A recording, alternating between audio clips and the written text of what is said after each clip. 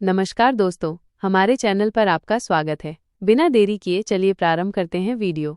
आइए भारतीय संविधान की विशेषताओं पर एक नज़र डालते हैं जो इसे दुनिया के अन्य संविधानों से अलग बनाती हैं। संविधान की विशेषताएं। हमारा संविधान लिखित और व्यापक है। ये दुनिया का सबसे लंबा लिखित संविधान है। जब इसे मूल रूप से अपनाया गया था तब इसमें एक प्रस्तावना, 395 अनुच्छेद, 22 भाग और 8 अनुसूचियां थीं। एकात्मकता की ओर झुका हुआ संघात्मक शासन।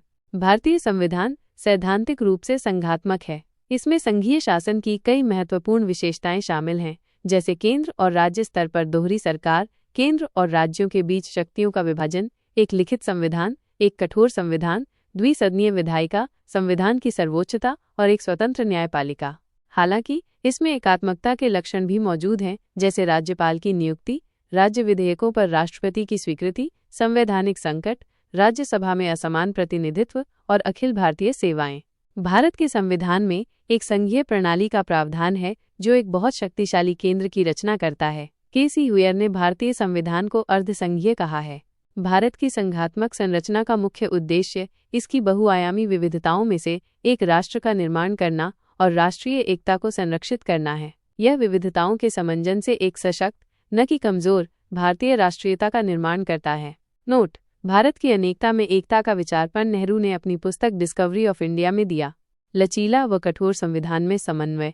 ब्रिटिश संविधान एक नम्य संविधान का उदाहरण है, क्योंकि वहाँ संविधान में संशोधन की प्रक्रिया वही है जो साधारण कानूनों के निर्माण में अपनाई जाती है। ब्रिटिश संविधान के विपरीत अमेरिकी संविधान अनम्य या कठोर है, क्योंकि यहाँ संविधान में संशोधन के लिए विशेष प्रक्रिया अपनाई जाती है। भारतीय संविधान नम्यता और अनम्यता का मिलाजुला रूप है, क्योंकि यहाँ संविधान में संशोधन के लिए दोनों ही प्रक्रियाएं अपनाई जाती हैं। संविधान के कुछ उपबंध तो संसद द्वारा साधारण बहुमत से संशोधित किए जा सकते हैं, जबकि कुछ विषयों में संशोधन के लिए संसद के विशेष बहुमत तथा राज्यों के अनुसमर्थन की भी आवश्यकता होती है। संसदात्मक व्यवस्था। भारत में संसदीय व्यवस्था को ब्रिटेन से ग्रहण किया गया है। संसदीय शासन में कार्यपालिका अपने कार्यों के लिए व्यवस्थापिका के प्रति उत्तरदायी होती है। नोट: यूके ने वेस्टमिंस्टर संसदीय प्रणाली को विकसित किया है। लोकतांत्रिक गणराज्य। इसका अभिप्राय है कि भारत का राष्ट्र प्रमुख वंशानुगत न होकर जनता द्वारा प्रत्यक्ष या अप्रत्यक्ष रूप से निर्वाचित होगा। मौलिक अधिकार। भारतीय संविधान द्वारा नागरिकों को कुछ मौलिक अधिकार भी प्रदान किए गए हैं जो व्यक्ति के व्यक्तित्व के विकास के लिए आवश्यक हैं तथा जो सरकार की मनमानी पर रोक लगाते हैं। मौलिक अधिकार राज्य के विरुद्ध नागरिकों के दावे हैं। नीति निदेशक तत्व।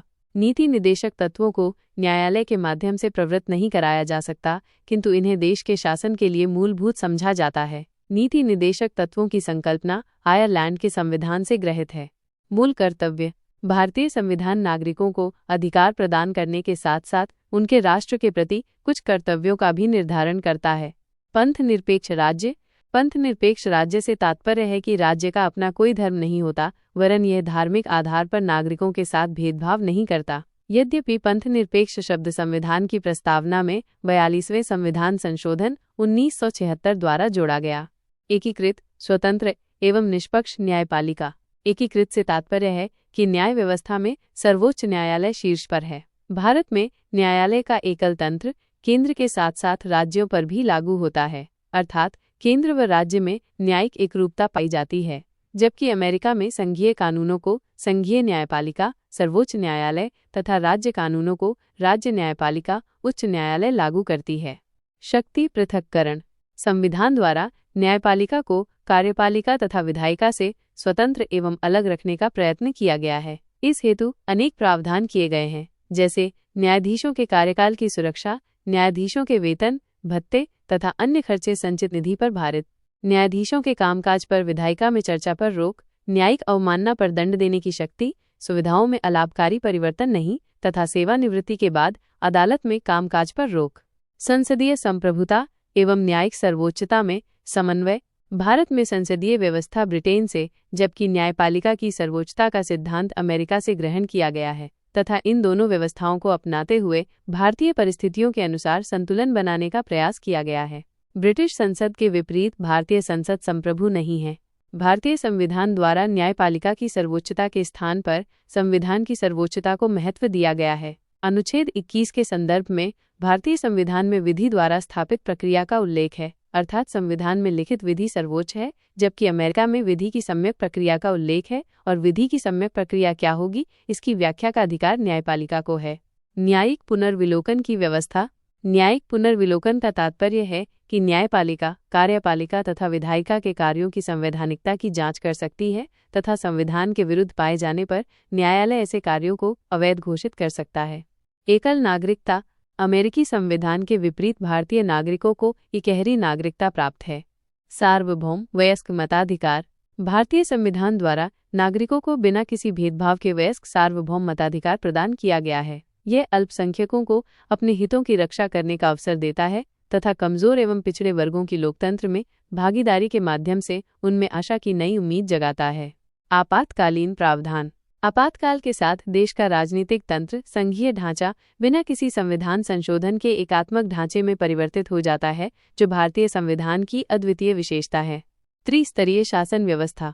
मूल रूप से संविधान में द्विस्तरीय सरकार की व्यवस्था थी, यथा केंद्र की सरकार तथा राज्य की सरकार, किंतु 73वें व 74वें संविधान संशोधन द्वारा स्थानीय सरकार की व्यवस्था करने के बाद भारत में त्रिस्तरीय सरकार की स्थापना हो गई है, जो विश्व के अन्य किसी भी संविधान में नहीं है। कल्याणकारी राज्य।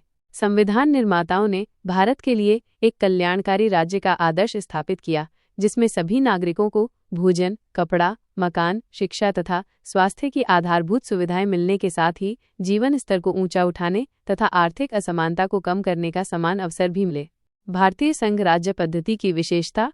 भारत में स्वतंत्र न्यायपालिका, केंद्र और राज्यों के बीच शक्तियों का स्पष्ट विभाजन किया गया है तथा संघबद्ध होने वाली इकाइयों को राज्यसभा में असमान प्रतिनिधित्व दिया गया है। के.सी. व्हीलर ने कहा, भारतीय संघवाद को सहकारी संघवाद, भारत अर्ध संघात्मक राज्य, भारतीय संविधान अधिक कठोर तथा अधिक लचीले के मध्य एक अच्छा संतुलन स्थापित करता है। Doctor B R. अम्बेडकर ने कहा, संविधान को संघात्मकता के तंग ढांचे में नहीं ढाला गया है। प्रशासन के सिद्धांत और विचारक। मिथकों और कहावतों के रूप में प्रशासन के सिद्धांतों को हर्बर्ट साइमन ने अस्वीकार किया है। विकास प्रशासन की अवधारणा से फ्रेड डब्ल्यू. रिग्स संबंधित हैं।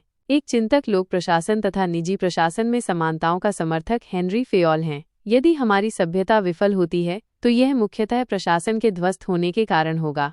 यह कथन W.B. डॉनहम द्वारा दिया गया है। गणतंत्रीय अवधारणा। गणतंत्रीय अवधारणा से संबंधित एक राज्य जिसमें जनता सर्वोच्च हो, सर्वोच्च शक्ति निर्वाचित प्रधान में निहित हो तथा एक ऐसी सरकार जो जनता द्वारा निर्वाचित प्रतिनिधियों की हो है। संविधान का मुख्य प्रयोजन।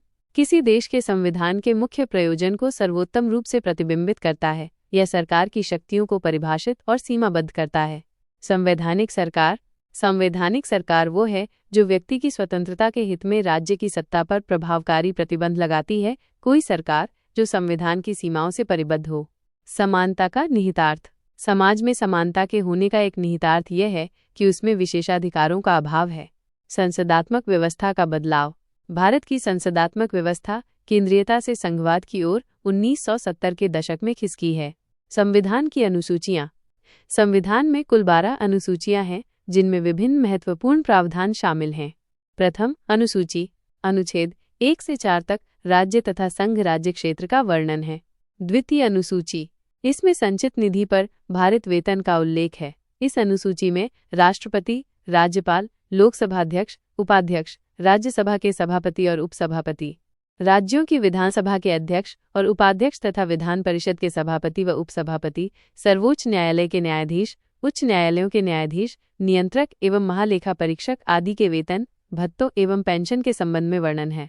तीसरी अनुसूची, इस अनुसूची में शपथ या प्रतिज्ञानों का प्रारूप दिया गया है। अनुसूची 3 में कुल 8 शपथ प्रारूप दिए गए हैं। 1. संघ के मंत्री। 2. संसद के निर्वाचन हेतु अभ्यर्थी। 3. संसद के सदस्य। 4.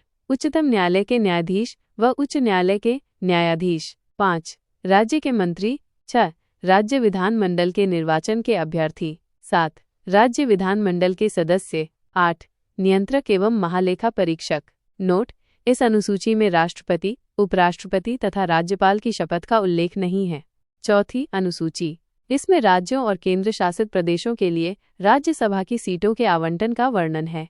पांचवी अनुसूची, इस अनुसूची में अनुसूचित क्षेत्रों और अनुसूचित जनजातियों के प्रशासन और नियंत्रण से संबंधित प्रावधान हैं।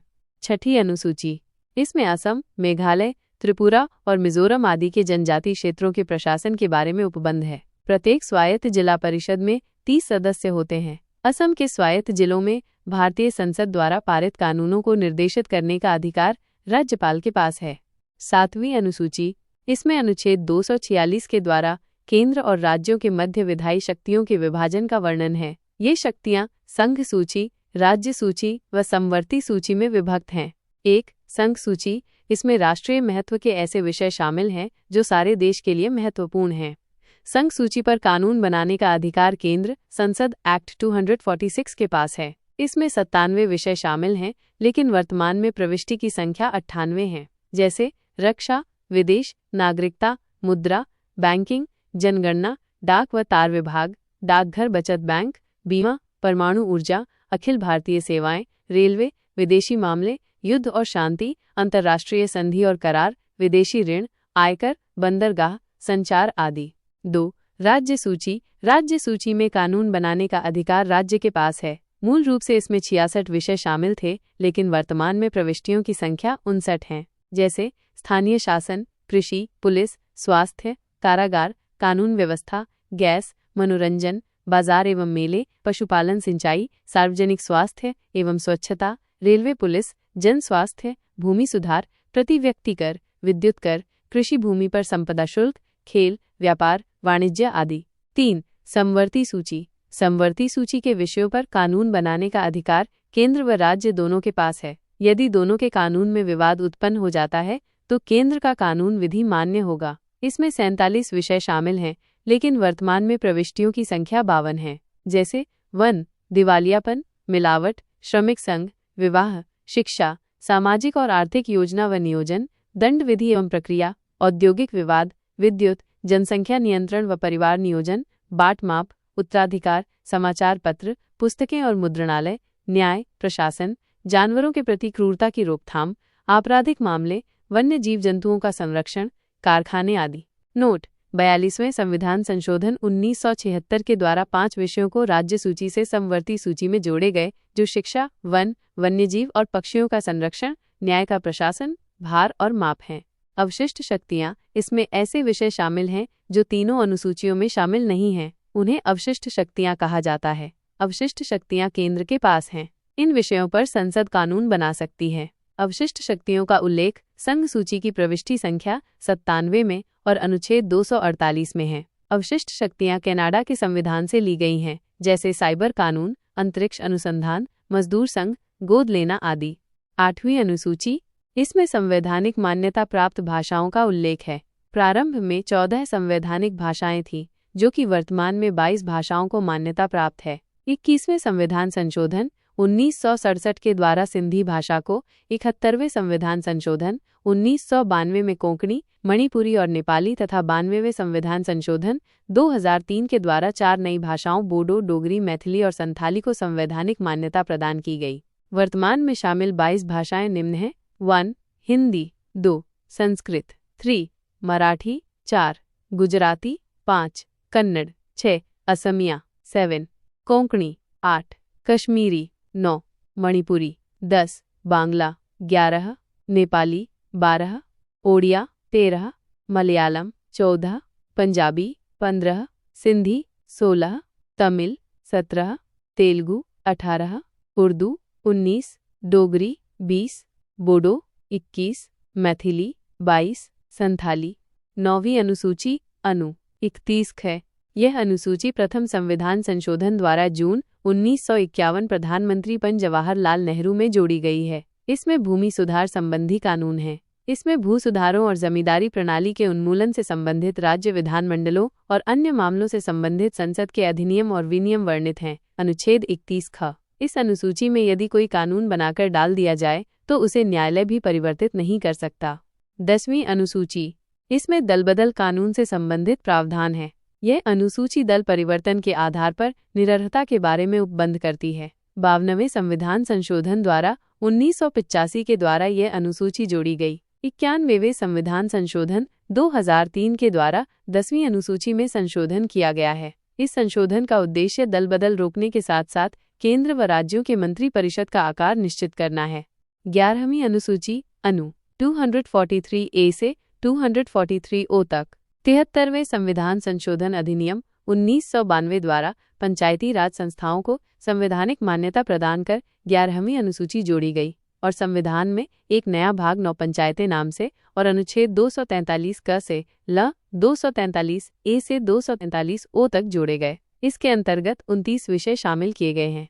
12वीं अनुसूची अनु 243P से 243ZG तक 74वें संविधान संशोधन अधिनियम 1992 द्वारा शहरी स्थानीय संस्थाओं को संवैधानिक मान्यता प्रदान की गई है। इसके अंतर्गत 18 विषयों को शामिल किया गया है। इस संविधान संशोधन द्वारा संविधान में एक नया भाग 9 को नगर पालिकाएं नाम से व अनुच्छेद 243P से 243ZG तक जोड़े गए हैं। शास्त्रीय भाषाएं और राज्यों की शासकीय भाषाएं।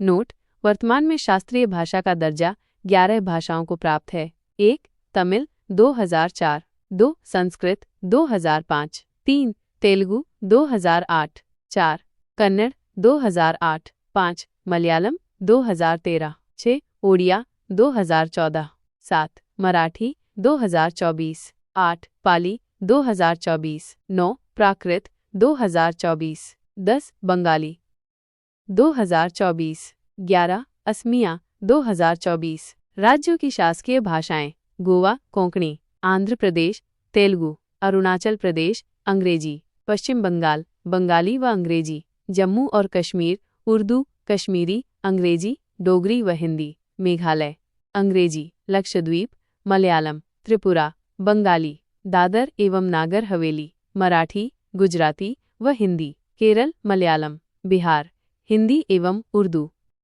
वीडियो देखने के लिए धन्यवाद दोस्तों। अगर आप इस वीडियो का अगला चैप्टर चाहते हैं तो नीचे कमेंट में नेक्स्ट चैप्टर लिखें।